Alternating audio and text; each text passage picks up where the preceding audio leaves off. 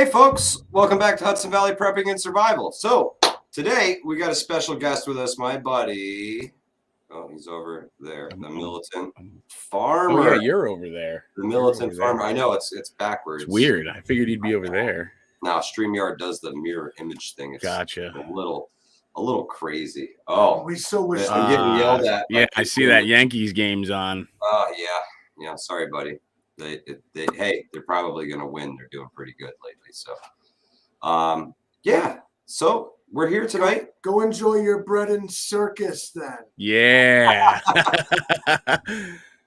So we're here tonight to talk about why you're not bugging out with that freaking bag with Militant Farmer.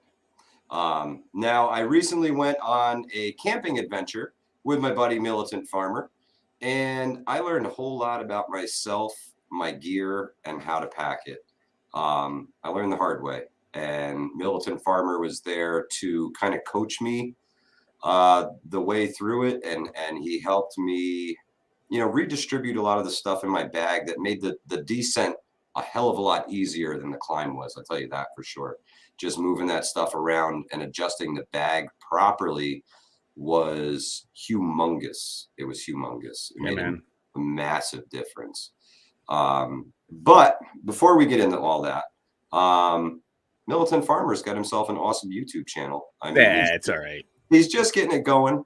But if you guys are interested in everything outdoorsy, shooting, that's Militant Farmer.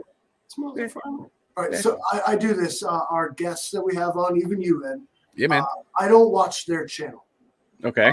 So what's your channel about? It's about stuff that I like to do. It's not so much creating content for others as it is memories for myself, my family, my friends. Something that my kid can look and see. He's in the Navy. He's on his way down to Georgia now, so he can see what his old man's been up to and things of that nature. So that's what it's really about. I got a bunch of shooting videos from back in 2018 when I was doing some steel challenge matches, some USPSA matches, things like that. And then from there, it's just been just whatever outdoor stuff I feel like doing, So I got some videos of the chickens on there, the dogs, weird dudes driving tractors, lawnmowers up my road. Hell yeah. So, it's just you out there with a camera doing stuff. Yeah, that's it. That's awesome. It. I don't get to put out as many videos as I'd like to. I tried to make a goal of this year of getting out at least one new video every month that I've completely failed at. It takes so long to. Yeah, well, dude, Livingston, man. Like I got 3 days worth of GoPro video and phone footage that I got to somehow edit and get it all done. And so, bro, in my experience working with Mike, maybe my workflow sucks. I don't know what I'm doing, but I kind of. An hour of work is worth about a minute of footage. Yeah. My ratio. Yeah, it's a lot of work. My work.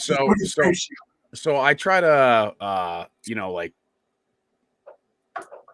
cut it up. So like right now I'm working on like just the trip between my house and getting to the parking lot there. Yeah. Okay, and cool. it's already an hour and 15 minutes long. Yeah, it's a ton of work, bro. So you have to be just a complete butcher. You have to take 3 days of footage and turn it into 20 minutes. Yep. Yeah, exactly. A lot of people don't get the how much work goes into these videos. People think that, I'm not one. I don't want to bombard people with content every day. Yeah.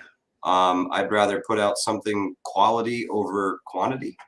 So I don't throw videos out quite as much as I'd like to, but I do it. Oh man, we got a whole bunch of people in the chat here. Northern Hobbies, Outlaw Jackson, What's up, Outlaw? Black Bart Roberts, Prepper 101. What's happening, brother? Black Bart, what's up, dude? Yeah, man. There's a whole lot to these bug out bags, bro. Yeah. There's a whole lot to it. There's definitely a science behind it and a lot of practice. I have so much footage for you, Lou. The entire trip into the campsite, I got Mike just complaining every 10 feet. Absolutely. I was screaming. Let's talk about that. So what? Yeah. How far into the woods were you before you were like, it was at that moment that 100 feet. He fucked 100 feet. And you Yep, were like, right away. fuck. Right Yeah, away. man. Yeah, right from the beginning, he knew that he done fucked up. Yep, absolutely. Yep. So the very first thing that I noticed about Mike's pack was his load lifters on the back that pulled your load up to your shoulders and whatnot. Maxed out. Like his pack was leaning as far away from him as it possibly could. So it's pulling him backwards. Yeah. Yep. So it's a relatively new pack for me. He's trying to walk. Yeah. And first time loading this thing with all this weight and trying to walk with it. I think I probably messed myself up a little bit just having it loaded improperly, putting that weight we'll get to that, because I would say 3/4 of your pack didn't need to exist. I agree. We're talking. So Mike, I mean, you know this, and you said it yourself out there. It's because you constantly have to make sure that everybody has something. If somebody's got missing something, yeah. But you invited 6 competent outdoorsmen, and you didn't need to do that. And I still packed like I was having my own personal event, and I had to bail everybody out. Yep. And it would have been fine if we were car camping, but having to hike all that into the campsites and whatnot, that's it's a ton of work. Someone done learned a valuable lesson. I sure did. For a little context here, I'm reading the comments, and I think people might not understand what exactly we're talking about. So these guys went on an Adirondack journey. Mike put on a 64-pound backpack and rocked it. How far? What was it? 1.6 miles. 1.6 miles. And this is like, they climbed a mountain, right? It wasn't bad the first half. It was the 0.6 miles that kind of sucked. It always hits you with that. Yeah, it was a little rough. You went all the way to like a lake shore up there, pond shore, whatever you want to call it. Yep. But all you had to do is carry 64 pounds, like 1.6 miles. Yeah, it doesn't sound that bad. Right? We're all going to come out and just do that. But apparently it was different for Mike. And he believes that there was lessons to be learned here. Oh, yeah. And that's what a lot of valuable lessons. That's what the live stream is going to go on today. So Ed was there firsthand and can speak to it a lot better than I can. I'm just here to ask a question because I wasn't there. Yeah, please ask away. So 100 feet in, I knew right away. What you had too much stuff. Absolutely, right. Too much stuff, and How long were you there? Ed taught me that we were there for 3 days, 2 nights. We walked in Friday noonish, and we walked out 10 a.m. on Sunday. Yep. Typical weekend. Okay, yep. It's a 72-hour thing. Yep. And all right, so 100 feet in, he already knows he has too much now. Oh, bro. Start telling stories. Go ahead. I knew the bag is designed as a hip carry bag, so it gets up on your hips and distributes that weight straight down into your legs. And man, did it distribute it improperly into my legs. And my ass was on fire. My thighs were on fire in the first 200 yards. I was gassed. I didn't realize what I had gotten myself into. Yep. And it fucking hurt. It hurt. I mean, I pressed on. I took breaks. Ed coached me most of the way. And we did stop at one point and adjusted the bag. And once I adjusted the bag, it got much, much easier. Hey, Robert, what's going on, man? Steve, how are you? Northern Girl Hobbies, Arkansas living. Holy cow. Everybody's in the chat tonight. Yeah, right. What's going on, everybody? With this big bag you're carrying, this is a Warrior. It's the Mystery Ranch Blackjack 100. So I got that one exactly right. It's Mike thinks that because it's 100 liters, he needs to put 100 liters worth of stuff in there. Yeah, it's okay to have an empty pouch, I guess, because you're hearing it first. We did a video about this, whatever I called it there. This backpack and there's he packs it rucksack. He puts all this stuff in it. Yep. And then he went out and carried it, and then he found out real quick. What went wrong for you? What was it that you found out you really didn't need? Oh man, 30 pounds of food. Well, yeah, that too. There was a bunch of extra food in there, and there was a bunch of just junk, guys. Yeah. Just the things that you feel that you An have extra tarp you had in there. Yep. I mean, I really tore through it tonight, and man, and I probably took 20 pounds out of that bag of stuff. Dude, without even thinking about it, stuff that you never even looked at while we were out there. I had way too much. I had enough cordage for everybody to do everything 10 times. Yeah. Extra tarps. GI Josh, yeah, we're talking about that bag. Yep. No, it's not an Eberly stock. That one's actually a mystery ranch. Ed actually has an Eberly stock bag. Yeah, I run the V69 destroyer. It's these bags are super heavy duty, guys. Super heavy. We're talking 700 what is it, denier cordura? Yeah. My bag I think weighs like 12 or 13 pounds empty. 13-pound bag empty. The thing is huge. You could fit a small person. I bet I don't know if I could fit in it, but I guarantee my wife could. Dude, we could totally fit you and your wife in pieces in it. Well, thanks, Ed. I'm not saying it. Trekking poles, 100%. Anything's possible through God. Well, I'm just saying, like the packs that Mike got into are like packs that you like pack friggin' 600-pound elk out of the mountains with. Yeah, you know, like that's the pack that he got. You're going to live in the mountains of Afghanistan. Exactly. Know how long. Exactly. Yeah. Yep. Well, I wanted to buy. That's what we're going to talk about. I wanted to buy one pack that would rule them all, cover all my bases for time to come. Something that would stand the test of time. I figured buy once, cry once, right? Man, did I cry all the way 1.6 miles of me crying. And he said, and I quote, and it's even in the video, and I called it. It's the last pack I'll ever buy, he said. And I called it bullshit in the video. Yeah, because now he's going to go buy a smaller pack. As soon as I started up this, it's kind of a mountain gully to our destination, I wanted to trade it for 30 JanSport backpacks. Yeah. At that moment, I would have traded anybody for their pack and left everything there on the side of the road. Let's talk about investment. What do you mind? How much did that cost? Oh God, a lot. You can get my backpack from Eberly stock for $429 right now. It was more than double. Yeah, it was more than double that. And again, it's a quality piece of gear. And my biggest mistake was not properly fitting it to myself. I thought I had it fitted properly, but I fitted it before I put all the extra weight in it. And I think that's what really hurt me. And then, you've got all these pouches on the outside of it, and you start to load those things up with that load all the way out the back, and it starts to pull you.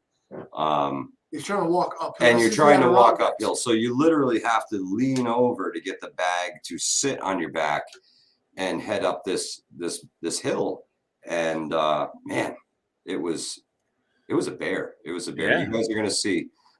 Ed got some incredible footage of us ascending this trail to our destination, and man, it was absolutely brutal. So everybody in the chat, all 20, 27, 28 of you, whoever's here. Outlaw Jackson, I'm like, yeah, I'm thinking when he said 30 JanSport backpacks, I was like, yes, and 30 like small children to carry the shit for me. Yeah, right. The Molly 2 rucksack, 81 liters. It's 8.5 empty. I tell you what, it's lighter weight than mine, but don't pack it like I did. 81 liters is a lot. And we were getting into talking about that. And I, earlier about, the bug out bags and whatnot. And that even got me thinking earlier today about this. And I'm like, yo, if you're a dad and you have, a wife and you have two small children, or a partner or whatever, and you have two small children, 64 pounds is going to come quick. Yeah. Real quick. So I was thinking about that because I never had to, I got a kid. He's 18 now. I got a wife now, but we haven't been together for forever. So, yep. It was just me for a long time and not ever having to think about all other people's stuff that I have to carry. But now I look at a dad with 3 kids is going to be carrying a lot more than 64 pounds. And, Yeah, he is. So It's a lot, man. It's a huge burden. Huge burden. And if you think that you're gonna put this thing on your back and walk 20 miles in however fast you think you can walk it, you're kidding yourself. Yeah. You're absolutely fooling yourself. And my response to you would be, go try it. Yeah, try it. Go try it. That's the big thing. Now, this giant pack that you bought, it's actually supposed to be customized like to your body. Yeah, exactly. I actually had to measure myself for this pack and buy the proper size pack. I mean, it's adjustable within a certain size range, but you have to buy the right size pack for your torso. Or else what? You're gonna hurt yourself. You're gonna hurt yourself. Yeah. I heard stories about like improper shoulder harnesses. Some of the older backpacks, even like the Molly 1, like the first generations, like they had this putting strain in bad spots on people's shoulders. Right, and back. They had that adjustable like harness thing for the shoulder. Yep. And like if you say took a long like a fall and you landed on it wrong, it could break your back and stuff. I wouldn't be surprised. Yeah. They moved on to the newer ones, and now they use the ILB. I think the Marine Corps uses. It's like a glorified Burlesque stock pack. But they moved into these internal frames that can kind of bend with you and form to your body. Yeah. Yep. Versus like the old remember the old Alice packs? Yeah, man. Yeah, using that old external frame pack. Absolutely. So what those are great for though is there's a shelf carrier. I got one. Yeah, and you can stack like whatever you want, like ammo water, cans, water jugs. Yeah, that's absolutely. what those are awesome for. If you can carry it, practice. You can. You're talking it is capable. It is capable. Squad like troop level. So speaking of troop level, that's something that we talked about when we got to camp. There's some other ways when you're bugging out, especially with a group of people, that you can kind of distribute that load amongst the group, right? The ones that can't come straight to mind are water filters and wood processing implements. Yeah. The stuff you're going to use communally. Like I always think of things in terms of the Boy Scouts. Yeah, absolutely. Well, think about it this way. These water filters nowadays, every single one of them does at least 10,000 gallons or 10,000 liters or whatever. For 6 guys for 72 hours, we only needed one. Yep. One. Yep. But everybody brought one. Yeah. I brought two. I brought two different water filters. Yep. And then everybody brought a decent sized knife, a hatchet, and a saw. Yep. For the most part. I mean, I didn't bring a hatchet because that's just silly. See, in the Scouts, the hatchet and saw would have been like troop level. Well, yeah, exactly. I'm just saying, you bring a big enough knife, you don't need a hatchet because you can baton your wood. You're not doing a raging bonfire, so there's no need to have like 2-foot rounds of logs and whatnot. Yeah. So one good bushcraft knife that you can beat the crap out of, Yeah. And a small folding saw, and we would have been good to go. A lot less weight for everybody in general. I saw the hatchet you were carrying, and in the upcoming video, he tossed it away, so he didn't need it. The only reason that we needed it is because I got another hatchet stuck in a piece of wood. Yeah. So we needed to use his hatchet to bang out the other hatchet. Yeah. I wonder, like, if you said it was heavy was your main issue. I have this Fiskars hatchet. It's like this little fucking thing. Yeah, sharp and pretty lightweight, man. I think it weighs like 16 ounces. Oh, it's all head. Fiskars is a decent company too, so. Yeah, something you can beat the crap out. Quality stuff, for minor split, you ain't splitting a log with it. But that's just it. Yo, when you're out camping like that, you're not going to be splitting logs. No, you really don't have to. Unless you're just being asinine, You're wasting all your energy. At that point, you don't need to split wood because you've already warmed yourself up. Yeah. Yeah, and honestly, like we didn't need to cut as many logs as we did. Like we could have just left them long and burned at the middle out of each one, and then moved it in as it is. Oh yeah, as it was. Yeah, we didn't have to process them quite as much as we did. Yeah. Well, your guys' prepper mentality kicked in. I think I kind of agree that like redundancy is a key in terms of things like water filtration. like, you know, essentially, let's call it 100%, 100%. And water filtration and wood processing are ones that you should have redundancies with. I think so. You know, everybody has their own, like, it's almost like an IFAC type of thing. Like, yeah. Oh, that was another thing. Yeah. Yeah. Don't carry more medical equipment than you're really going to need, guys. Yeah. I brought my doomsday IFAC, right? It shoot meds, everything, it's got everything in it. And what did I say we were going to need? You need to worry about ankles on the way in when you're hiking, and then cuts and burns when you're there at camp, and then ankles on the way out. That's pretty much all you need to worry about, other than like your bug bites, your bee stings, and stuff like that. Maybe catching a fishing hook in the finger or something, you know. Let's see. We did have a question in the chat. We actually had a bunch of stuff in the chat. Wants to know, what mountain did you guys go up? We went up to the Faro Lake wilderness area in the high peaks of the Adirondacks, and we hiked to Goose Pond. Yep. Goose Pond. Cooking pot, says Boating Fisher Dude. Yes. Cooking pot was very essential piece of equipment.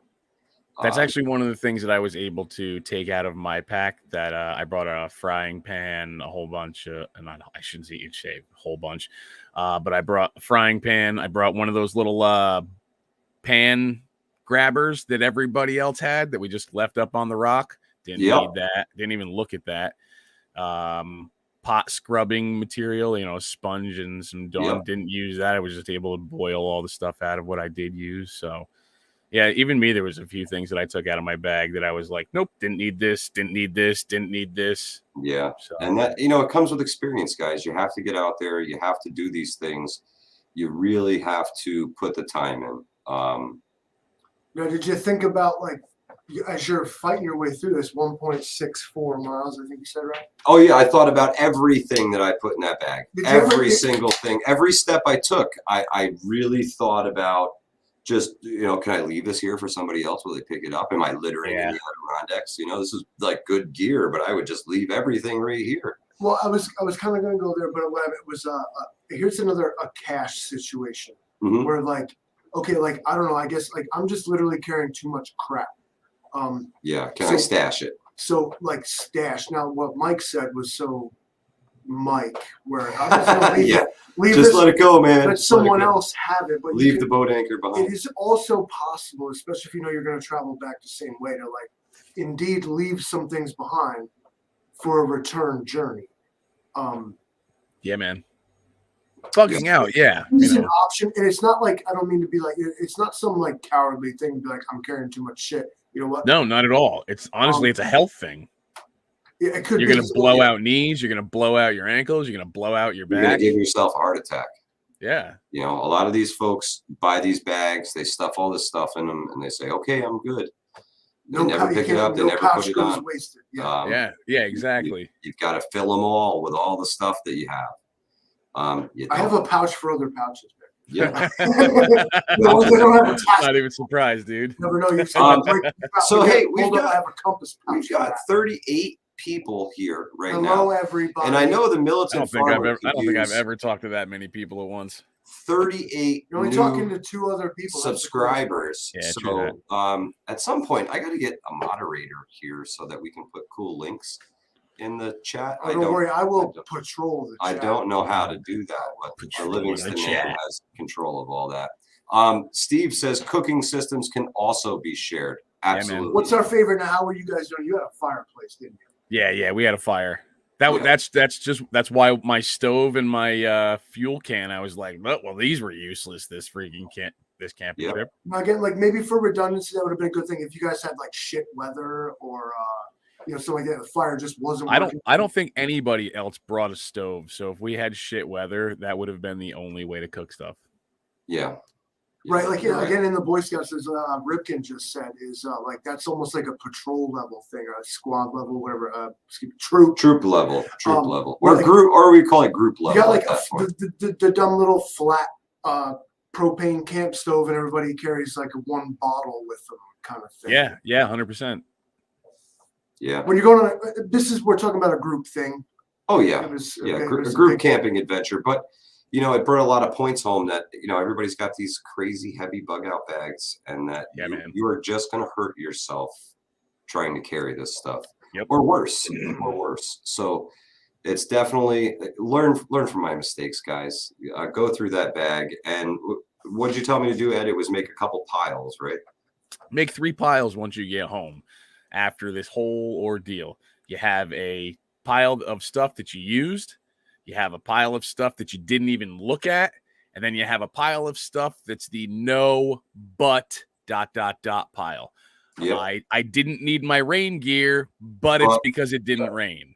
Exactly. I didn't need my repair kit, but it's because I didn't blow out my tarp. You know, something like that. I didn't need my first aid kit, but that's because everybody wasn't being an idiot. So those are 3 things that no matter what will stay in my pack, whether I use them every time or I don't use them at all in the season. Exactly. That's what would you call that? Like mission critical. Mission. Yeah. Scout essentials. There you go, Lou. Scout essentials. So Mr. Chrisman says half of what he had to go. Useless. Yeah. What's up, Crispy? I was the big joke of the weekend, guys. My favorite scene from Platoon is when the sergeants run up on Charlie Sheen and they're like throwing out half his shit. You're like, they look at you. It's true, though. It's true. Hey, man. Yo, Crispy, how was that shovel? Oh, he brought a shovel. Well, he brought an e-tool, but you know, I brought a shovel once.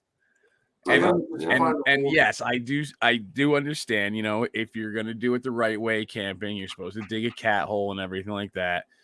Find one. But we had an outhouse. Yeah. I mean, we didn't know we were going to. And also, like I said, if you're out in the woods and maybe the ground's hard, or you don't have a shovel, or you don't have a stick, roll over a rock, shit under the rock, and put the rock back. Exactly. This is the kind of knowledge I really love to hear, because it's the common sense knowledge. Yeah, I've done this. I was an infantry Marine. I humped the 100-pound fucking backpack, dude. I don't ever want to do that again if I don't have to. Exactly. So a trowel, I'm sorry. Yeah, it may only weigh 6 ounces, but that's some shit I don't want in my bag. Yep. I couldn't agree more. If it's a squad type of activity and we need a shovel as a mission essential gear, one person will get chosen to carry one shovel. Yeah. Yep. Did you guys do like I don't know how you lived like at camp, like the day to day? Like, was there in the Boy Scouts again? They called it a duty roster. Kind of. You know, kind of. And we had reasons to keep someone in camp at all times. Yep. So yeah, you know, whoever wasn't gonna go fit. Well, Mike was the only actual fisherman that we had this entire trip. So when Mike said he wanted to go fishing, no one stopped him. He was very proud. Very proud of that fishing. Hey, man, that was my goal going up there. My whole goal was I wanted to catch a lake trout out of this mountain pond. And he didn't catch one; he caught 2. Yeah, that's right. But Chef Boy, Militant Farmer, Chef Boy Army got it done. Folks, look forward to some really cool video of this trip that we got, not only from Mike, but apparently Ed has some.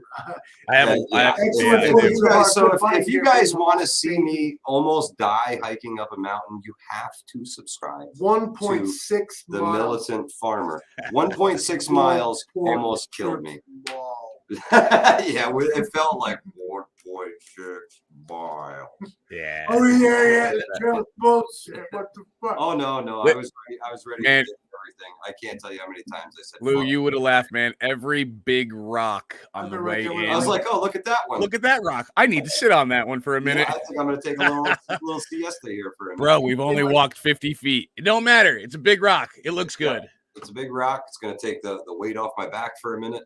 No, maybe I'll check I carry like a 35-pound leaf blower at work up and down hills like all day long. So I wonder if like the dynamic is just different. So I have like a different like lifestyle. Like that's what it boils down to, folks. Like maybe I ain't gonna say that like I would have pissed and moaned the same as he did the whole way up that goddamn trail.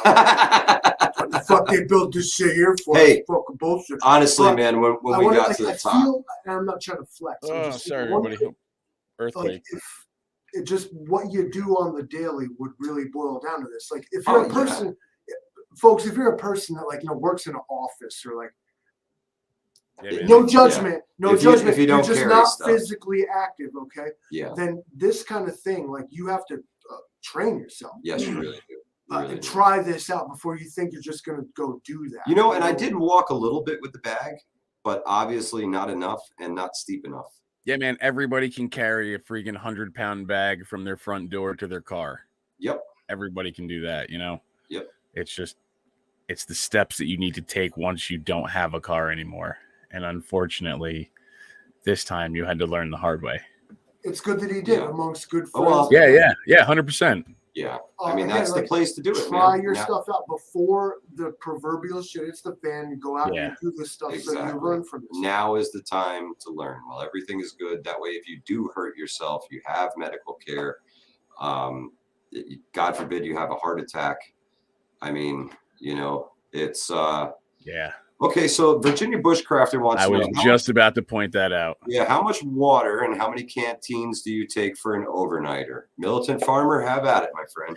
Well, honestly, it all depends on if you are going to a place that has a source of water that you can filter water. And if you can't filter it, at least be able to boil some sort of water. If it's that, you know, you don't need too much, just a dirty water container and a clean water container. And then it also depends on how far you're, you know, walking in, if you're walking in. Yeah. So yeah, exactly. But for me personally, for an overnighter that I'm not walking too far, I would probably bring 2 liters of water in, and then I would have a filter that I could go ahead and filter water from wherever I was going and get as much water as I wanted. And then I would make sure I only had 1.5 liters to 2 liters for the hike back out. Yep. You guys ever use these now? A quick, easy way to purify my water, right? Is just drop some pills in it, right? These pills I'm not a huge fan of the pills. Tell me why. I don't like that iodine taste, and I understand that they have the pH balance pill as well that, you know, takes most of the taste out of the water. But I carry water filters. I have Sawyer squeezes. I have the Catadine Be Free, which is what I should have brought this time around because of the water flow rate was so much better than the Sawyer squeeze. Mike was using a platypus. Yep. So, yeah, you know, I mean, I know a lot of people for minimalistic sake do like to use the pills because you have one small bottle of the iodine pills or whatever.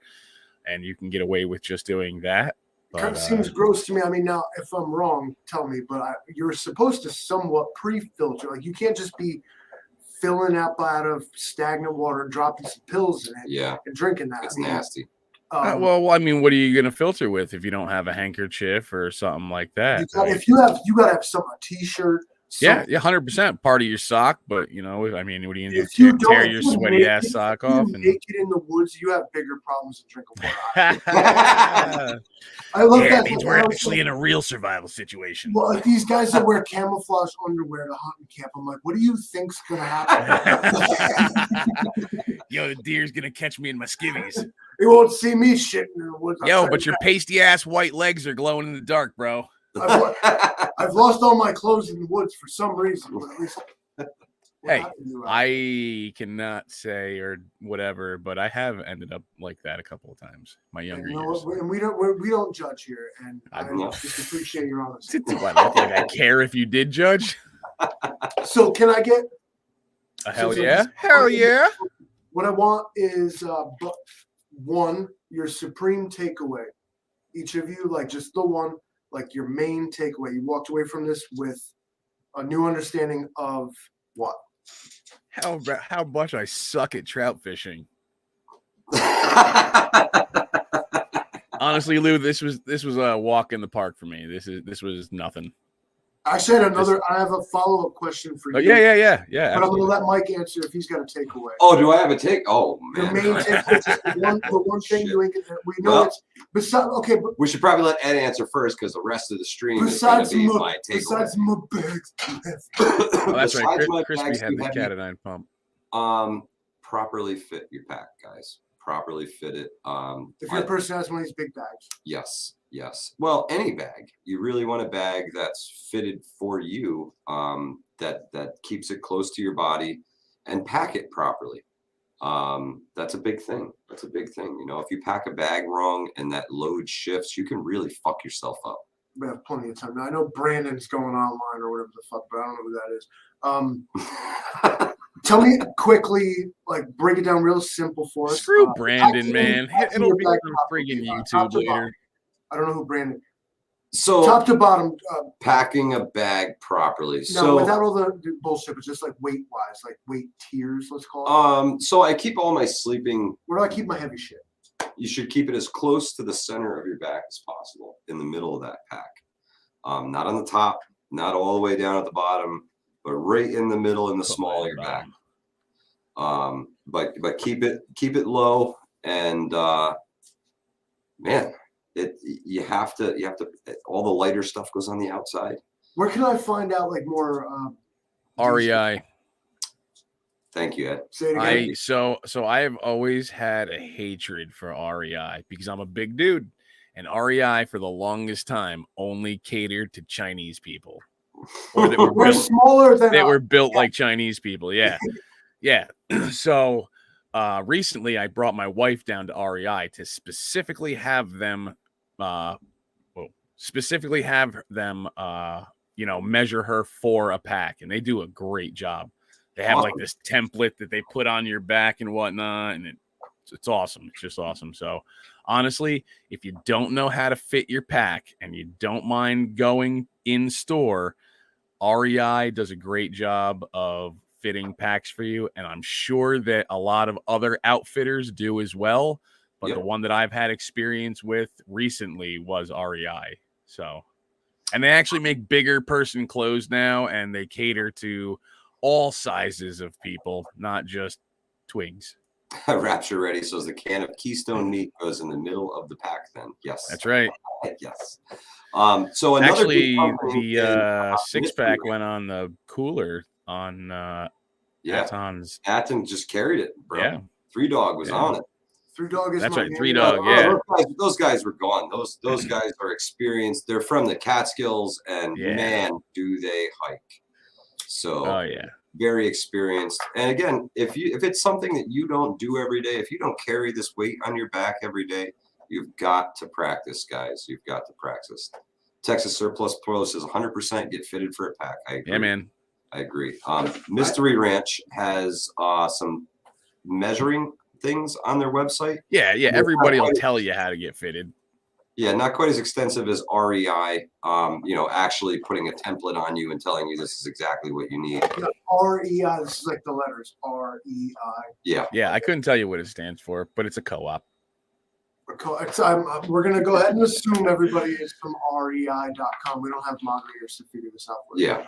Now, Ed, I had a follow-up question for you. Yeah, man. Shoot. And I asked you the same question when we met up at the last bug out bag weekend thing here. No, I will not share my sleeping bag with you. Only Outlaw Jackson. All right. Damn it. Backup follow-up. But I'll put you on the waiting list. I said we were standing there, and we looked around and whatever, and I said, given what you see here now, how long could this actually last? Oh, I remember this conversation, and I was like, for the serious people, like 3 days. Yeah. Now, what about when you guys went to the Adirondacks and you guys had what you had and were doing what you were doing? Shit, with those dudes, months. Agreed. At least until like winter, when probably maybe you can start working towards that too, I suppose. Honestly, if it was a situation where we had to stay out there, we wouldn't stay there. As a group, we would probably just start moving south and just trying to get away from the winter. Yep. Well, that's interesting to hear. So, they took six 6. Yeah, six like well prepared, like bunch of dudes. That Preppers. and 6 preppers. So we had I don't know what 30, 50 people at the bug out bag weekend. Yeah. Now again, I got thoughts on that, but I don't want to hurt anybody's feelings. I don't mean to hurt anybody's feelings. If I do, I do that. So fuck you. But that was also a supreme training exercise. 100%. Yeah. Yep. So you kind of can't even gauge it on that. No, there's real. It's apples and oranges. So, but what we see here then is experience, less guys with arguably less stuff, even though of course Mike had too much. Yeah. Months versus easily months. Easily months. Yeah. Easily. We had somebody setting out tripwires, and those tripwires very easily could have turned into snares. So food right there. Everybody, pretty much everybody had complete, they're travel size, but complete tackle boxes with fishing poles. And where we were up in the Adirondacks, there's how many lakes that are with fish up there? Honestly, hundreds, yeah, if not thousands. And like I said, we all had water purifying capabilities, and for probably of what we had, we're literally talking hundreds upon hundreds of thousands of gallons of water. Yep. Now, and with the ratio to how does it work now? 30 days. 30 days. We're gonna break down the survival chain here. Okay. So you'll live. What is it? 3 minutes without air. Oh yeah, 3 weeks without water, 3 months without food. 3 days without water. Automatically, your guys' water situation allowed you, like times might have been tough, but you're drinking water. Yeah, every day, as much as we want. You're hungry and bitchy, but you have a month. Yeah. Hungry? Are you kidding me? So we could have shot the loons that were out in the lake. Sure. Exactly. That beaver would have been delicious. Yeah, there was beavers out there. There's tons of food out there. Plenty of food out there. Having not been there, I'm going to chalk up I'm going to give your survival score high because of your ability to make pure water. Yeah. Whether it was you could boil it or purify it or both even. Yeah. You have a month. And in a month, you have plenty of time to install more infrastructure to survive. Yeah. Like Crispy said, at that point in time, we would have been building shelters. We wouldn't have been using tarps and stuff like that. No, we totally would have built a cabin up there. So hands down. Having not been there and just peeking in from the outside, I'm going to chalk up your survival ratio to your ability to purify water. Yeah. No, that's a good method. I mean, if you can't purify water, you're in trouble. Or you have to forage and graze to find it. So speaking of foraging, walking around up there, man, wild blueberries. There were so many wild blueberries up there. Had they been ripe, we could have gorged ourselves. Kill all the reds. Fuck them. Yo, we went to camp this one time. We were fucking executing these things. They're trying to eat our fucking food totes. We hung them on these crosses that we made with signs on their necks that said we stole food. Awesome. Yo, and then our buddy came back from home. He's like, "Yo, you guys are fucked up." I'm like, "Yo, it was your food they were trying to eat." Yeah, right. We saved your life, bro. Yeah, Crispin is right. Water is life. Did you take any plants with you though? No, I did not take any plants with me, Robert. I did not. Let's see. Well, man, the chat is off the chain tonight, guys. Off the chain. Black Bart says 3 minutes without air, 3 days without food. You skipped one. It's 3 hours without shelter. That'll be the killer. That's the one that'll get you that everybody forgets about. Yep, 3 hours without shelter. You can get rained on in the dead of summer and all of a sudden be freezing cold, man. Yeah, man. Black Bart said that you would definitely share with him your sleeping bag. Oh yeah, Black Bart. Yeah, I would. I've used them MSBs before, and there is not a lot of room for two people. There's not, man. No way. You gotta be nice and close. You gotta get barely enough room for my fat ass in there. Let's see. Steve says water.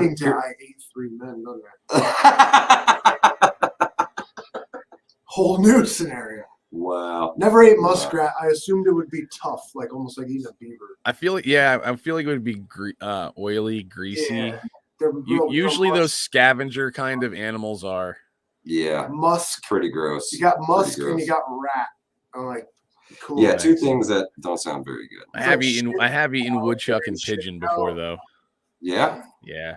Pigeon's just like a little chicken. We just made like a little soup out of them, tiny little breasts, and then the woodchuck. It was tough. It was stringy and greasy and yeah. Did you say pigeon? Pigeon, yeah. Now, my city people. Yeah, these aren't city pigeons. Like I took this pigeon right out of the corn crib. Like they eat corn and bugs. Like they're not eating city shit. My city people, you all need to get like BB guns and like start harvesting them pigeons. Like they're already a pain in everybody's ass. Bro, yeah. Everywhere. Like they're not even afraid of you. Like just run up and kick a pigeon. Pigeon is a rock dove. Jody Jackson is right. Yeah. A pigeon is actually a dove. Like you ever notice they look like mourning doves? And he's right. So Ripkin says water purification tablets take time, usually hours, before you can safely drink them.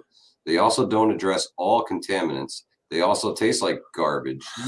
And they don't also take out sediment. Right. You want to, if you have to use these things, this is like super emergency shit. Like you're in like a place where there's not good water, period.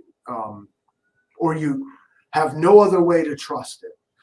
So back to the camp level stuff that we did, and did we delegate duties? It was Steve says that everybody took turns filling the water bladder for purifying, processing firewood, tending to the fire, whatever we could. Many hands make light work, and sharing the burden makes it bearable.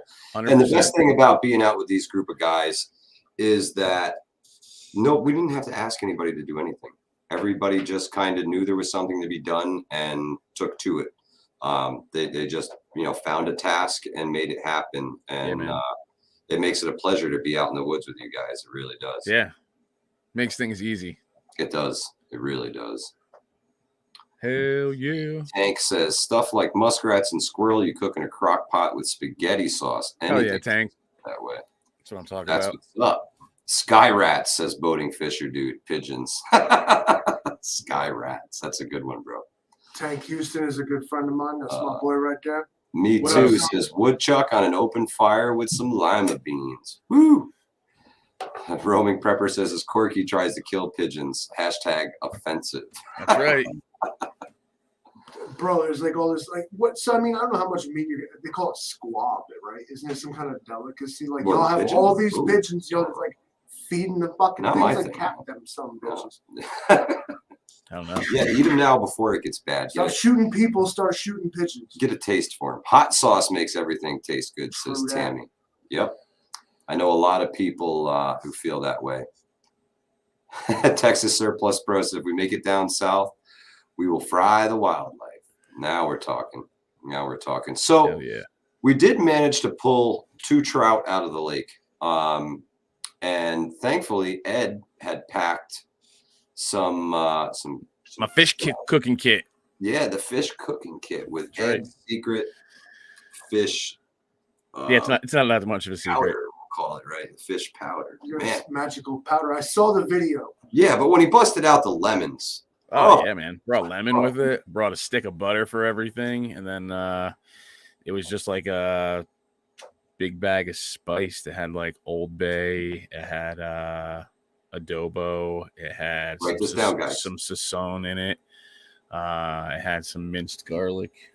I hate fish, and I swear I would eat that. Best fish you'll ever eat. Yeah, so fresh fish is the best fish you'll ever eat. Oh yeah, I mean they were absolutely delicious. Even Dusty, who doesn't really like fish, said, "Wow, that's really good." So yeah, man.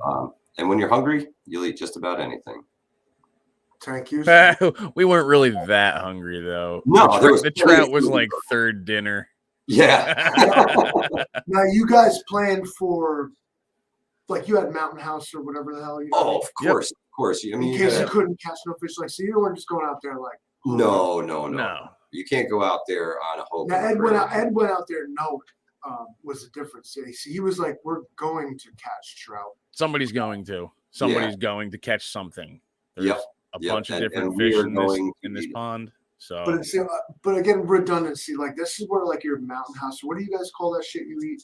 Oh, the peak refuel. Peak refuel. Yeah, peak refuel. Which is That's apparently better than probably- Mountain House. I don't know. Bro, there's a reason that Walmart sells Mountain House and not Peak Refuel or anything like that. Okay. You I'll know? accept that argument. On Yep. its face. So I'm just saying. Good. If I'm Good. starving, Good- fish So is get- for dinner, Peak I'm Refuel is a good one to start with. There's no reason to not be redundant in that regard. Like, Yeah.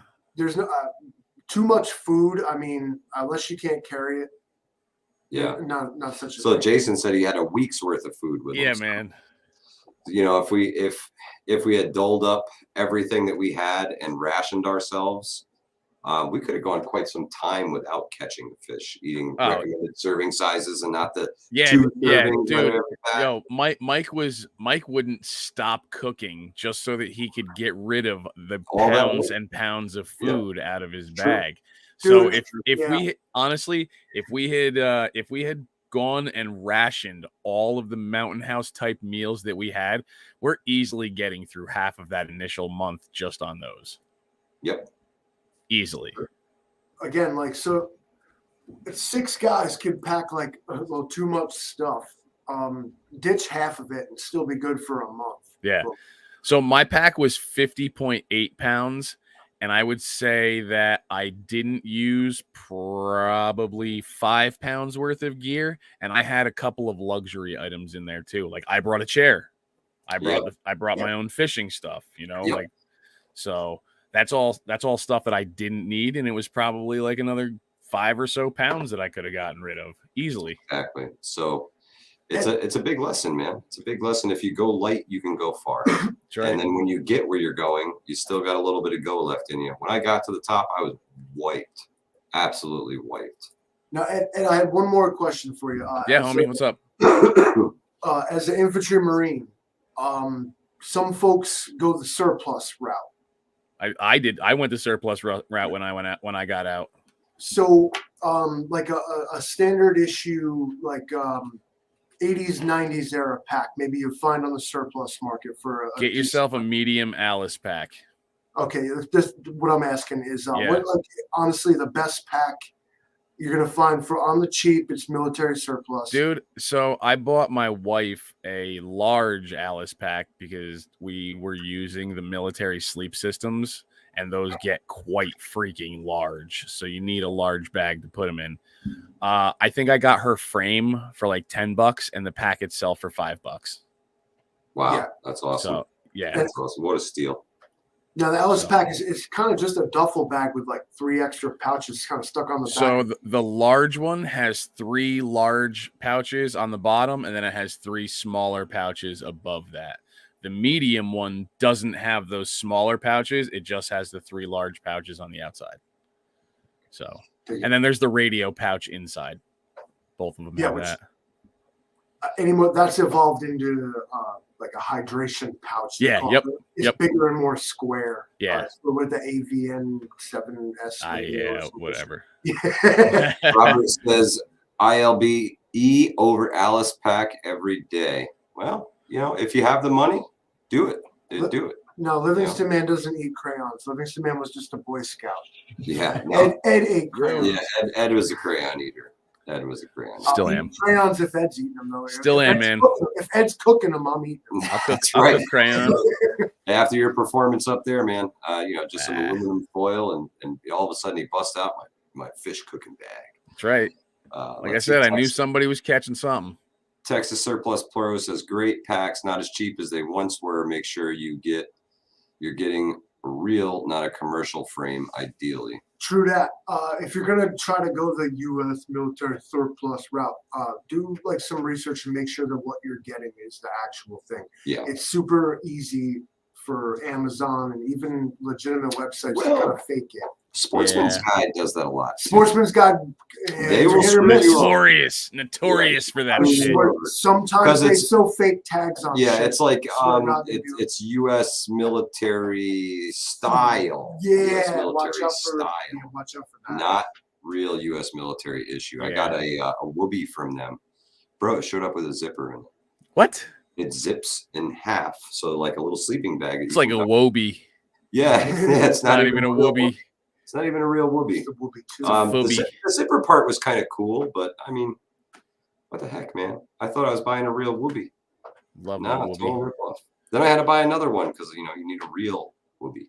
Real whoopee. In the Lord's camouflage. I think my whoopee still has Iraq sand in it. Every time I pull it out, I'm like, where the hell am I still getting sand from? The Trout Slayer still has his whoopee too. Bro, Fuck yeah, dude. Fuck yeah. If you don't have a whoopee, what we mean by that word, if you don't know, is a poncho liner. They call it. Military poncho liner. Yep. Yeah, it's its actual name. It's if you ever seen a field jacket liner, it's that, but a blanket. Yep. A Wookiee, says Boating Fish. Yeah, that's what I got. Wookiee will keep you warm at night too. I got a Wookiee. The whoopee is awesome. It's your pillow. It's your security blanket. It's your underlayment. It's your cold in the morning. Wrap it around yourself and sit by the fire and warm up. 1,000,001 uses and counting for a whoopee. God's gift to the infantry, says Trout Slayer. That's right. Mine's on my bed. Like that shit, like all day. Yeah. You unfold a real poncho liner. They're pretty big. They're pretty big. Hell yeah. So Ed, man, thank you so much for hanging out with us tonight. I really appreciate it. Dude. I enjoyed this. Yank you out on a Tuesday night. If you guys haven't subscribed to Militant Farmer already, so weird. If you haven't, you don't need to. It's all right. Yeah, no. On our screen, you're actually over there. Yeah. Yeah, on my screen, you guys are over. Nope, that way. Yeah. It's weird. It's weird. You guys are over there. I point at Mike to point at you, but you're over there. We're bugging here. Yeah. Ed, on a personal level, my wife also told you to tell you hi. Tell her I said hello. She was sorry that she missed you, of course, but I mean, she don't show herself on this. Yeah. But I'm as well happy to see you. Always a pleasure. It's always a pleasure. Yep, you got to thank you for your service from the Trout Slayer. And Johnny Highwood wants to know, where are you located? I am in Orange County, New York. I'll give you guys that much. Great info. You know. If you don't, whatever. Just know that we're the original OC in America. Mm-hmm. That's right. The original Orange County. That's right. Well, thank everybody that showed up in the chat. And let's see. Oh, I meant to ask you, since I'm on the Hudson Valley Prepping and Survival podcast, live stream. When's our next camp out? So I'm planning. I got to get the dates from this guy because he's got a couple weekends off, and I know he wants to come with us.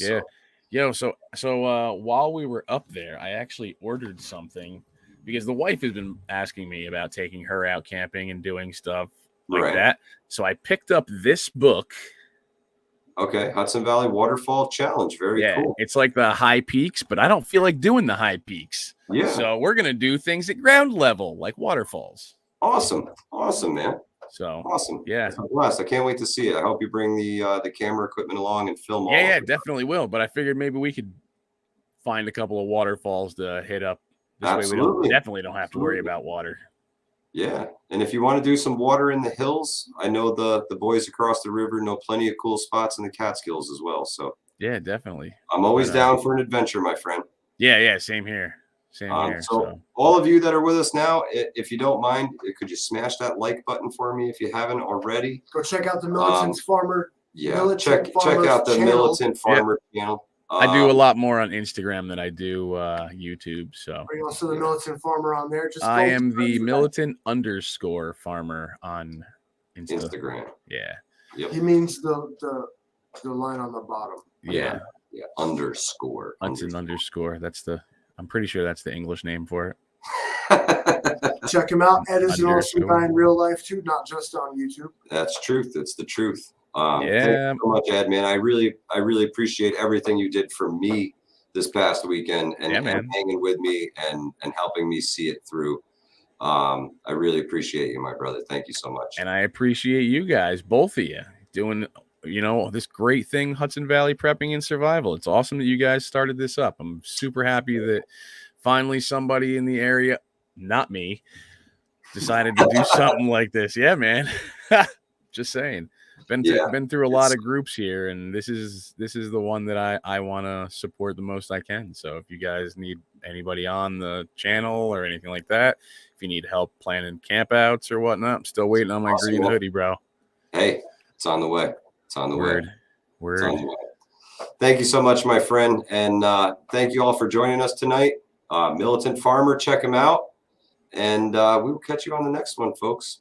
Hudson Valley Prepping and Survival and the Militant Farmer. And we're out of here. Peace out, Cub Scouts.